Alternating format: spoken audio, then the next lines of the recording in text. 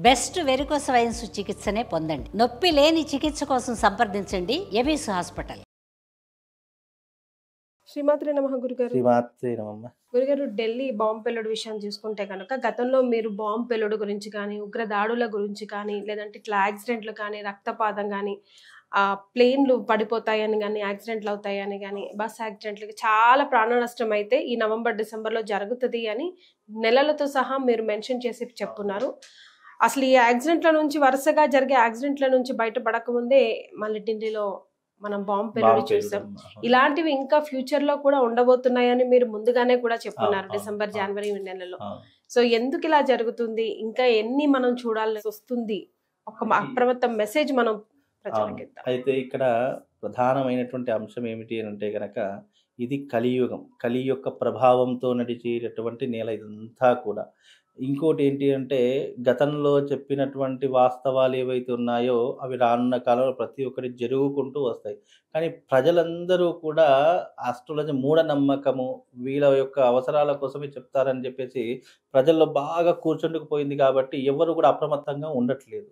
అలాగే భవిష్యత్తులో జరిగేటటువంటి సూచన ఎందుకు చెప్తాము అని అంటే కనుక ఇదిగో ఇలాంటివి జరిగినప్పుడు జాగ్రత్తగా ఉంటారు అనేటటువంటి విషయం ద్వారా చెప్తాము. కానీ అది ఎవరు పట్టించుకోకపోతే ఇదిగో ఇలాగే ప్రాణ నష్టం జరుగుతూ ఉంటుంది. ఇది అకార్డింగ్ టు ఆస్ట్రాలజీ యొక్క ఫిలాసఫీ ఏంటి అని అంటే కనుక ఏదైతే మనము చెప్పినటువంటి సంఘటన నెగిటివ్ ఇంపాక్ట్లు ఏవైతే ఉన్నాయో అవి తప్పకుండా కాలక్రమంలో జరిగే తీరుతాయి అనేటటువంటిది అకార్డింగ్ టు ఆస్ట్రాలజీ ప్రెడిక్షన్స్. ఎవరు నమ్మినా నమ్మకపోయినా అవి జరుగుతూనే ఉంటాయి. అవి ఎవరో నమ్మనంత మాత్రం జరగకుండా ఉండవు. అంతెందుకంటే ఇప్పుడు మనం గతంలో చెప్పినటువంటి విధంగా మనం ఏమేం చెప్పుకున్నాం, బాంబు పేలుళ్ళు జరుగుతాయి అని చెప్పుకున్నాము. అలాగే భార్యాభర్తలు ఒకరినొకరు నరుక్కొని కొట్టుకొని చంపుకునేటటువంటి పరిస్థితులు ఏర్పడతాయి అని చెప్పారు, జరుగుతూనే ఉన్నాయి. అలాగే రానున్న కాలంలో యాక్సిడెంట్లు విపరీతంగా జరుగుతాయి, అధిక ప్రాణ నష్టం జరుగుతుంది అని చెప్పారు. అంటే వాహన ప్రమాదాలు ఎక్కువగా జరుగుతాయి అని చెప్పాను. అలాగే భూకంపాలు, సునామీలు ఇలాంటివి చాలా ఫిలిప్పీన్స్లో ఇప్పుడు వాతావరణంలో ఎన్నో రకాలైనటువంటి విధ్వంసాలు చెలరేగుతున్నాయి. అంటే ఇవన్నీ కూడా అకార్డింగ్ టు ఆస్ట్రాలజీ చెప్పినటువంటివే మేము చెప్తున్నాం తప్ప ఇందులో మా గొప్పతనము ఏదో చెప్తున్నారు అనేటట్టు ఆస్ట్రాలజీ ముందుగానే హెచ్చరిస్తూ ఉంటుంది. ఇప్పుడు ఎగ్జాంపుల్గా మీకు ఏదైనా ఇబ్బంది జరిగేటటువంటి విషయం ఉన్నదనుకోండి, మీ ఇంట్లో వాళ్ళు కానీ అరే ఫలానా నీ మీద ఇట్లా పగబట్టారు, ఏదైనా జరిగేటటువంటి అవకాశాలు ఉన్నాయేమో చాలా జాగ్రత్తగా ఉండని చెప్తాం. అప్పుడు మనం ఏం చేస్తాము, ఎంతో కొంత జాగ్రత్తగా ఉండాలని ప్రయత్నం చేస్తాం.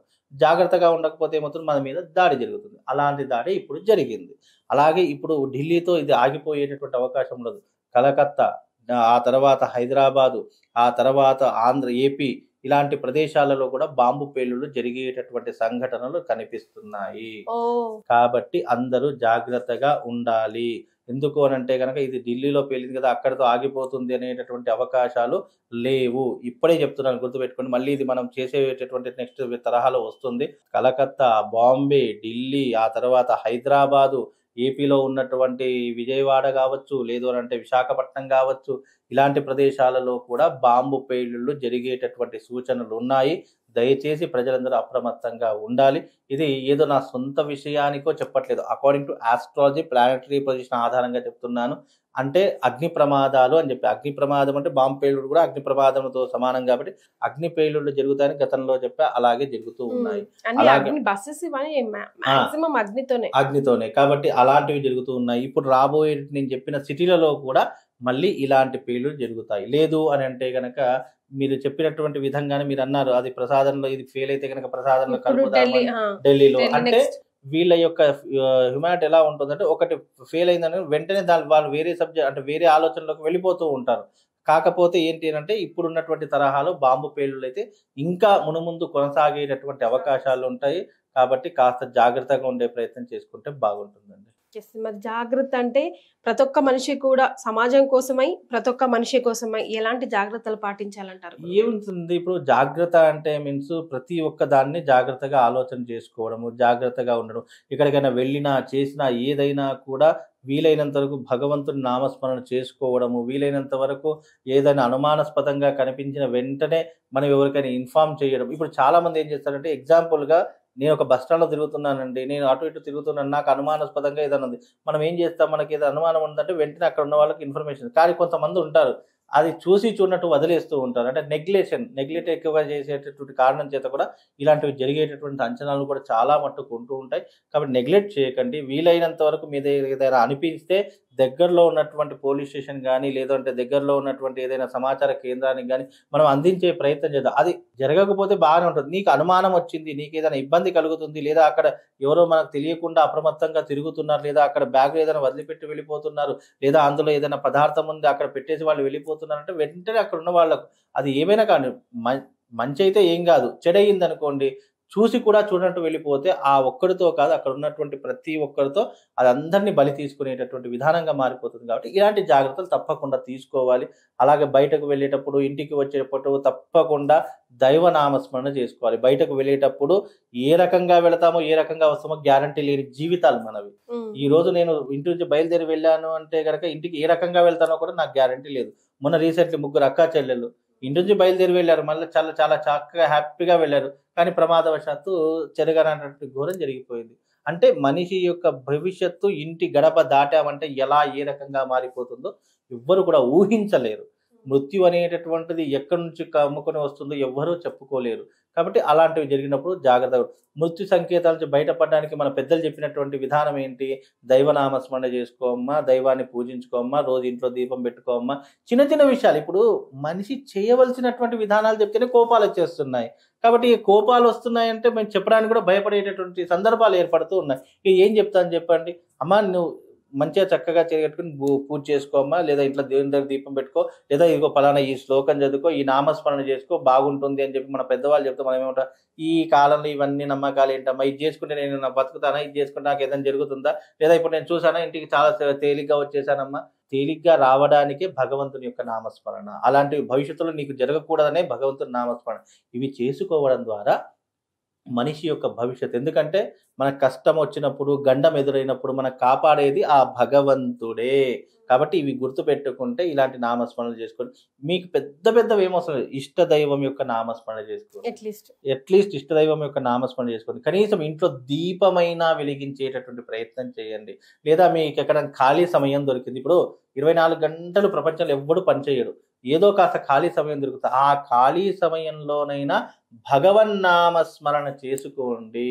భగవంతుడు కలియుగంలో నామస్మరణతో మాత్రమే సంతోషిస్తాడట. నువ్వు పెద్ద పెద్ద యజ్ఞాల గురించి ఆలోచించడట, పెద్ద పెద్ద యొక్క పూజల గురించి ఆలోచించడట. కేవలము కలియుగంలో నామస్మరణ చేసినంత మాత్రము చేత నిన్ను రక్షింపబడేటటువంటి వాడు ఎవరైనా ఉన్నారంటే భగవంతుడు నిన్ను రక్షిస్తాడు. కాబట్టి ఇలాంటి చిన్న చిన్నవే చేసుకుంటే మనిషి యొక్క భవిష్యత్తు బాగుంటుంది. ఆపదలు రాకుండా ఉంటాయి. ఇవన్నీ కూడా ఆపద అని అంటారు. దీనికి పేరేంటి? అనుకోకుండా జరిగినటువంటి ఆపదలు. ఆ అనుకోకుండా జరిగేటటువంటి ఆపదలు ఎవరికి తెలుస్తాయి? భగవంతుడికే తెలుస్తాయి. ఆ సమయంలో అక్కడి నుంచి నేను గండాన్ని గట్టికిచ్చేటటువంటి వాడు నువ్వు. ఇప్పుడు పక్కనున్న వాడి కోసం ఎవరు చేయరు, నీ కోసం నీకే చేసుకోమని చెప్తున్నా. అది కూడా చేసుకోకపోతే తప్పకుండా నువ్వు కష్టాల పాలవుతావు. కాబట్టి అవన్నీ చేసుకుంటే ఇదిగో ఇలాంటి ఆపదల నుంచి బయటపడతాము. లేదా భగవంతుని నామస్మరణ, లేదా ఆంజనేయ స్వామికి సంబంధించి ఒక మంచి మంత్రం చెప్తారు. ఆ మంత్రాన్ని చదువుకోండి. త్వమస్మిన్ కార్య నిర్యోగే ప్రమాణం హరిసప్తమ హనుమాన్యత్నమాస్తాయ దుఃఖక్షయ కరో భవ అనేటటువంటి మంత్రాన్ని చదువుకున్నా కానీ మన దుఃఖం నుంచి దూరం చేస్తాడు, ఆపదల నుంచి రక్షిస్తాడు, అలాగే అనుకున్నటువంటి కోరికలు నెరవేరుస్తాడు. ఇంతకంటే మించింది ఏం లేదు. ఈ చిన్న మంత్రం, ఈ మంత్రం కూడా మీరు చదువుకోకపోతే మీ జీవితము దుర్లాభము. మీకు ఇక ఆపదలు కాదు కదా, మీరు ఏదొచ్చినా మీరు దాంట్లో ఇరుక్కొని పడిపోయి మీరు ఆ దుఃఖాన్ని అనుభవించవలసింది. దుఃఖం నుంచి బయటపడడానికి భగవంతుడు మనకి ఇచ్చిన గొప్ప అవకాశము ధర్మ మార్గము, సేవా మార్గము, భగవంతుని యొక్క నామస్మరణ మార్గం. ఈ 3 ఇచ్చాడు. ఈ 2 ఎలాగో ఇతరులకు సేవ చేయమంటే నీతో కాదు, ధర్మంతో ఉండమంటే నీతో కాదు. కనీసం నామస్మరణ చేసుకుని మీ జన్మ ఎక్కడున్నా అమ్మా, మీరు ఎక్కడున్నారనేది సంబంధం లేదు. బస్టాండ్ లో కూర్చున్నారా, రైల్వే స్టేషన్ లో కూర్చున్నారా, లేదా మీ ఉద్యోగంలో మీ సీట్ లో కూర్చున్నారా, మీకు ఖాళీ సమయం దొరికింది, మనసు నామస్మరణ చేసుకున్నా పోయేది ఏముంది? దానివల్ల నీ జీవితంలో ఏదైనా డబ్బులు కోల్పోతావా, లేదా నీ జీవితంలో ఏదైనా మైండ్ సెట్ కోల్పోతావా, లేదా నీ జీవితం నామస్మరణ చేయడం వల్ల మనకి ఇంకా పాజిటివ్ ఎనర్జీ పెరుగుతుంది తప్ప తరగదు. కాబట్టి ఈ మంత్రాన్ని చదువుకోండి. లేదా మీ ఇష్ట దైవం ఏదైనా శివుడు ఉన్నారనుకోండి, ఓం నమ శివాయ అనుకోండి, లేదా నారాయణ ఉన్నారనుకోండి, నమో నారాయణ అనుకోండి. ఇలాంటివి చదవడం వల్ల మనకు ఎలాంటి ఆపదలు లేకుండా భగవంతుడు మనం రక్షిస్తాడు. అంతకు మించి ఎక్కడో బాంబు వెళ్ళిందంటే మనం ఇక్కడ నుంచి చూసి రక్షించలేము. నువ్వు సెల్ఫ్గా నీ అంతట నువ్వు ప్రొటెక్షన్ పొందాలి, నీ అంతట నువ్వు ప్రొటెక్టివ్గా ఉండాలి అంటే కనీసం ఇదన్నా చేసుకుంటే నీకు బాగుంటుంది అని అర్థం. మనదంతా హిందూ ధర్మంలో, ఒక్క హిందూ ధర్మంలోనే బహుశా వసుదైక కుటుంబం, అవును, అందరూ బాగుండాలి, అవును. అందులో మనం అందులో ఉండాలి మనం అని ఉండాలి, ఉంటాం అవును. కాబట్టి అవును. గురుగారు చెప్పిన ఈ చిన్న రెమెడీస్ అయినా ఫాలో అయితే అందరితో పాటు మనం ఇంకోటి రెమెడీ అనేది కాదు, నువ్వు జీవితంలో స్థిరపడడానికి నీకు డబ్బు ఎలాగైతే అవసరం అవుతుందో, ఈ కలయుగంలో ఏదున్నా లేకపోయినా డబ్బు ఉంటే చాలు అనుకునే వాళ్ళు చాలా మంది ఉన్నారు. నీకు డబ్బు ఎంతనైతే సుఖపెడుతుందో డబ్బుకి అతీతమైనటువంటిది దైవ మార్గం. అంటే మనసులో నువ్వు చేసేటటువంటి మంత్ర మార్గం. ఆ మంత్రాన్ని చేసుకున్నావు అనుకో, నీకు డబ్బు ఇవాళ ఉంటుంది, రేపు వెళ్ళిపోతుంది. డబ్బు ఇవాళ ఉన్నప్పుడు నువ్వు సుఖపడతావు, లేనప్పుడు కష్టపడతావు. కానీ మంత్ర జపం నువ్వు చేసుకోవడం వల్ల ప్రపంచంలో ఏది ఉన్నా లేకపోయినా నువ్వు చేసుకునే నామస్మరణ నీకెక్కడున్నా సంతోషంగా ఉంచుతుంది.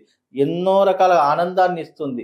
నీకు టైంకి అన్నం పెడుతుంది, నీకు టైంకి బట్టలు అందిస్తుంది, నీకు టైంకి గూడునిస్తూ ఉంటుంది. ఈ మూడు ఈ యొక్క మంత్రం ద్వారా కలుగుతాయి. కాబట్టి వసుదైక కుటుంబంలో అందరూ బాగుండాలి, అందులో మనం ఉండాలనేటటువంటి నినాదము మన హిందుత్వంలో తప్ప ఇంకా వేరే దేంట్లో లేదమ్మా. మీరు ఏ శాస్త్రంలో తీసుకున్నా లేదు. కాబట్టి ఈ కుటుంబంలో అందరూ బాగుండాలి, అందులో మనం ఉండాలంటే ఈ రకంగా మీరు చెప్పినట్టు విధంగా చేసుకుంటే చాలు. ఈ రకంగా చేసుకుంటే మనల్ని ప్రొటెక్ట్ చేసుకున్న వాళ్ళం అవుతాము. చాలా సంతోషం గురుగారు. శ్రీమాత్రి.